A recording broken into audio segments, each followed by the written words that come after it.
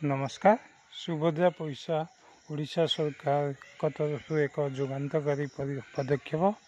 ओडिशा सरकार प्रायतः समस्त महिला को सुभद्रा पैसा देवाई योजना कर आज पर्यंत 25 लाख ठू अधिक महिला को सुभद्रा पैसा दे सारी।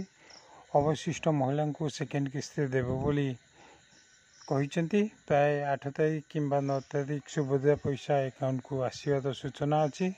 सुभद्रा पैसा क्यों माने पाई नाहंती, जो मानकर अकाउंट डीबीटी हैनी से अकाउंट को पैसा आसीनी। डीबीटी को जो माने उठे पड़े कि अकाउंट रे डिपोजिट हो पड़ो पैसा, जदि से डीबीटी हैनी निकटस्थ बैंक को जाई डीबीटी करई दिंतु। आउ जदि डीबीटी हैछि कि नहीं किपरि जानिबे, जदि अपन अकाउंट को एनआरजीएस पैसा कि अन्य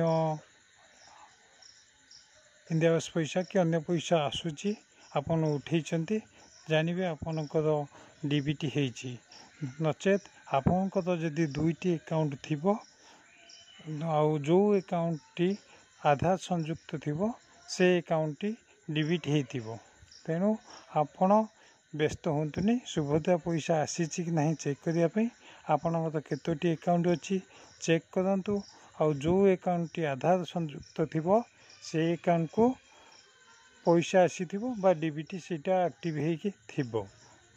नचेत आपण पाखरे भी काली भी टाइम अच्छी, आपण निकटस्थ बैंक को जाई डीबीटी कर दिंतु।